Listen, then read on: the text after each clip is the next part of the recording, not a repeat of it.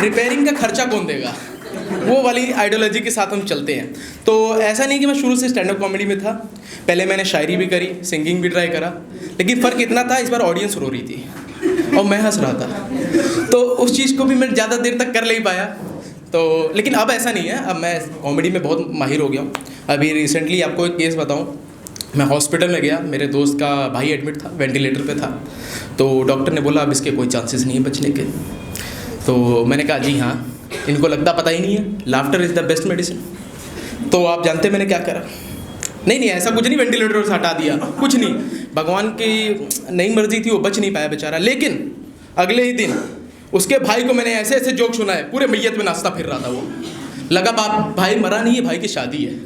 तो वहाँ से मैंने सीखा अपने आप को, तो I am so proud of my self. But schooling में ऐसा नहीं था, मैं स्कूल टाइम पे इतना प्राउड ऑफ नहीं था अपने आप को, क्योंकि मैं हूँ इलाहाबाद से, तो वहाँ मैंने खूब हिंदी मीडियम की सी, तो यहाँ आके पता चला सब कुछ इंग्लिश मीडियम में है।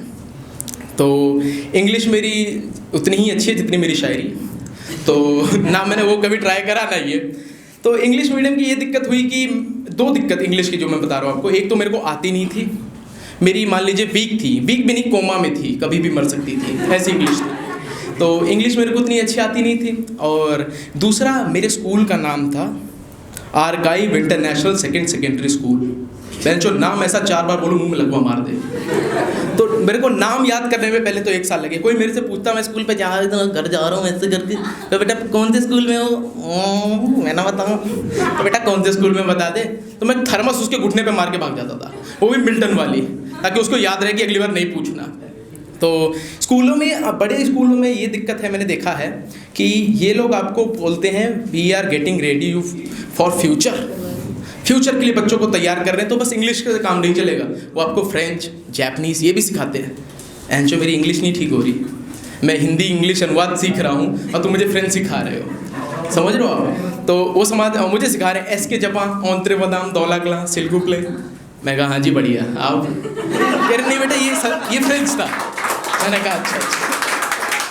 तो आप इस चीज़ को ऐसे समझने की कोशिश कीजिए कि कोई व्यक्ति गांव के इलाके में खेतों में जाने की आदत है उसकी, सुबह सुबह लोटा लेके, उसको 4 आदमी आते हैं, बोलते हैं भाई साहब आज से आपको खेतों में नहीं जाना, आपके लिए टॉयलेट लगाया गया है। कहा अरे भैया ये क्या है जी, इस पर कुछ होता भी है? वो समझने की कोशिश करेगा कि टॉयलेट क्या है, इस पर करते क्या है, और जैसे ही वो कंफर्टेबल हो के उसको कुछ करने गया, एक बंदा आता लात मारता है, बट इंडियन में नहीं, वेस्टर्न कपबोर्ड में बैठ। तो मेरे साथ वो हो रहा था, अभी हिंदी से इंग्लिश में जा रहा था मैं, उससे पहले उन्होंने सिलेबस ही चेंज कर दिया, फ्रेंच पढ़। तो स्कूल में बड़ी बेइज्जती होती थी मेरी। एक दिन मैं कॉरिडोर में ऐसे घूम रहा था, काम तो था नहीं, टीचरें निकाल देती थी। मेरे साथ ऐसे ऐसे वाक्य हुए हैं कि बचपन में फर्स्ट क्लास में हम लोगों को इंग्लिश टीचर टास्क देती थी कि कंप्लीट द सेंटेंसेस करके, तो वो बच्चों को उठाती थी ग्रुप बना के, उसमें से एक बच्चे को आंसर बता देती थी और वो अपने ग्रुप को जाके हेल्प करे। मुझे इंग्लिश में उसने आंसर बताए, अब सबका आंसर कर रहे हैं, मेरे ग्रुप वाले पूरा आंसर, हाँ कुछ तो था इंग्लिश में, कह रहे नहीं इसके आगे कुछ आएगा ना। मैं रो दिया। आप ये समझिए मैं लोगों से बात क्या उनका अवॉइड करता था जस्ट बिकॉज वो इंग्लिश में ना कुछ बोल दें। तो लड़ाइयाँ भी होती थी, वो आके बोलते थे you piece of shit you don't know how to talk and all. मैं बोलता अच्छा तेरी बहन का, सीधा यही आता था अपने को जो नॉर्मल टिपिकल आना चाहिए। तो मेरे को एक दिन कॉरिडोर में घूमते हुए नोटिस बोर्ड दिखा, उस पर कुछ इंग्लिश में लिखा था, मेरे को वो समझ में नहीं आया, बस उसमें समझ में आया 500 रुपये। मैंने कहा ये काम की चीज़ है, वो स्लिप लिया मैंने, फटाफट इंग्लिश वाले टीचर के पास गया, मैंने रख दिया, मैंने कहा ये लो, इसमें मुझे बस 500 रुपये समझ में आया है, जो भी है 400 मेरा 100 तुम्हारा, बताओ टैलेंट करना क्या है। तो उसने मेरे को पढ़ के सुनाया, this is to inform you that if you are being caught speaking Hindi in school premises you will be fined 500। तुम मानोगे नहीं, उस दिन मेरे को इंग्लिश समझ में आई बराबर। मेरे दिमाग में उस टाइम पे, आज से मान लो 10-15 साल पहले, वो गाना चल रहा था जो रिलीज भी नहीं हुआ, लग गए, पूरा नहीं बोलूँगा क्या बोल रहा है, समझ गया तब। उस दिन मेरे को लगा इंग्लिश तो जरूरी है रोला बनाने के लिए। मैं गया घर पे, पापा के पास पहुंचा, पापा बैठे थे। मैंने कहा पापा मुझे अंग्रेजी में दिक्कत हो रही है। कह रहे क्यों, तो वहाँ से चेंज होकर आया गांव से यहाँ पढ़ने के लिए, इसलिए। मैं कहा हाँ। कह रहे बाकी सब्जेक्ट, मैं कहा बाकी बढ़िया। उन्होंने कहा 2 और 2, मैंने कहा 56। कह रही तो सोचने वाला विषय है। तेरी पढ़ाई के लिए पैसा खर्च करे के लिए करे। मैंने कहा नहीं पापा, इंग्लिश में मेन दिक्कत है, बाकी तो मैं समझ लूँगा। तो अब मुझे लगा कि पापा बैठेंगे इंग्लिश सिखाएंगे, लेकिन वो मिडिल क्लास घर ही नहीं जहाँ पिता अपने बच्चे को समय और शिक्षा साथ में दे सके। तो उस पर हमारी स्ट्रेटजी काम करती है। पापा ने मेरे को ला के दिया रामबाण इलाज, रैपिड इंग्लिश कोर्स, 30 दिन में इंग्लिश बोलिए फर्राटेदार। मैंने कहा वाह है, इसी चीज़ की तो ज़रूरत थी मेरे को, 30 दिन में इंग्लिश सीख जाऊँगा। तो अब मैंने घिसना शुरू करा, और वो हमको पता है, वो उसकी एडवर्टीजमेंट देखी होगी आपने, बहुत पहले आती थी टीवी दूरदर्शन वगैरह पे, कि क्या आप इंग्लिश नहीं बोल पाते हैं, क्या आप अपने दोस्तों के सामने लड़खड़ाते हैं, क्या आप बोलने चाहते हैं लेकिन जाते हैं। मैंने कहा ऐसा ही कुछ है। तो आज ही लाइए ये इंग्लिश स्पीकिंग कोर्स और आप मैंने कहा अच्छा पैसा बता। बात 30,000 रुपये में आप सीखे फर्राटेदार इंग्लिश और अपने दोस्तों को कर दिए चौचाज। अच्छा मैं कहा यही तो कर रहा है, यही तो मिसिंग है जिंदगी से।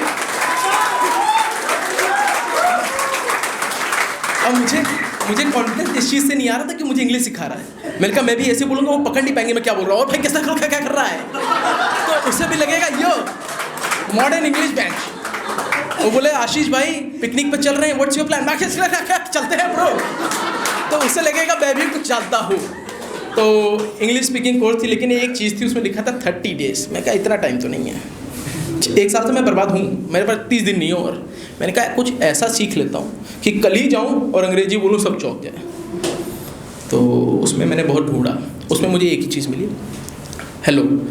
अच्छा ये हमें ना बुक बस कन्वर्सेशन सिखाती है, ABCD से नहीं, बस आपको इंग्लिश टू हिंदी अनुवाद सिखाती है। मैं पागल हूँ, आई एम मैड कि मैं किताब खरीद के लाया, ये अनुवाद नहीं था, मैं बता रहा हूँ बेंचो। तो मैंने उसमें से सीख लिया, माई name is Ashish, what is your name. 2 बार पढ़ा, 5 बार पढ़ा, बहनचो रट्टा मार दिया इसको मैंने। दूध लेने गया, कह रहा दूध, मैं कहा माई नेम इज़ आशीष पंड, व्हाट इज़ योर नेम। कह रहा बहनचो पैसे दे। मैं कह देता हूँ, रुक जा, इंग्लिश अनुवाद तो कर इसका। थोड़ा तो इंग्लिश नहीं आती, छोड़ो। गया स्कूल में सबको बताने के बाद मेरा दोस्त सामने से आया, मैं पहुंचा, मैंने कहा यही टाइम है इसके सामने रोला जमाने का। मैंने कहा हाँ भाई, my name is Ashish Pandey, what is my name. वो पहले उसे लगा कि चले गलत सुन लिया, उसने कहा है जी। मैंने कहा अरे यार my name is Ashish Pandey, what is my name. उसने बोला आशीष पांडे। मैं कहा ये यार छोटे गांव के लोगों की यही दिक्कत है, अंग्रेजी 2 वर्ड ले आते हैं अंग्रेजी के हैं, इतने बड़े स्कूल में पढ़ रहे हो तुम। उन्होंने कहा दोबारा बोल क्या बोलना चाहता है। मैंने कहा आखिरी बार बोलूँगा, my name is Ashish Pandey, what is my name. उन्होंने बोला आशीष पांडे। मैं कहा अरे बेंच ये गलत बोल रहा है तू। उन्होंने कहा नहीं भाई यही सही है, जो तू बोलना चाहता है शायद, my name is Ashish Pandey, what is your name. मैंने मुँह पलट लिया और उस दिन मैंने स्कूल का नाम पूरा पढ़ा, आर्काइव सेकेंडरी पब्लिक स्कूल। तो उन्होंने बोला भाई ये तो गलत पढ़ रहा है, बट कोई दिक्कत वाली बात नहीं है, मैं तेरा दोस्त हूँ, मैं तुझे सिखाने के लिए हूँ। अब आगे कोई पूछेगा, कोई भी स्कूल में आगे आके तेरे से पूछेगा तो उसे यही बताइए। मैंने कहा कौन आके पूछेगा, सबको निपटा के तेरे पास आया हूँ। आखिरी में तेरे पास रोला जमाना था। And that's all from my side, thank you. And last चीज़ शायरियाँ चल रही थी, तो अब मेरे को आशीष भाई जितनी शायरी तो नहीं आती, बट उनसे रिलेट करके मैं आखिरी में कुछ चंद शब्द बोलूँगा किसी बड़े शायर के, जैसे नाम बोलना चाहिए, मेरे को याद है उनका नाम, लेकिन किसी के और लाइन्स है जो मैं आपको बताना चाहूँगा जो इस सिचुएशन में फिट बैठेगा। दैट इज़ कि अकेला हूँ नियत था ज़माने के लिए, अकेला हूँ नियत था ज़माने के लिए, सीने में वो रुआब रखा करता हूँ, और नहीं ढूंढ सकते तुम ज़माने में मुझको, हर शक्ल का एक नकाब रखा करता हूँ। और मदहोश होकर उड़ते हैं परिंदे भी मेरी छत से, कि मदहोश होकर उड़ते हैं परिंदे भी मेरी छत से, पानी की जगह शराब रखा करता हूँ। और वो फ़कीर कह के चली गई मुझको, ज़रा एक दफ़ा देख तो लेती, मैं फ़कीरों में भी नवाब रखा करता हूँ। शुक्रिया, थैंक यू।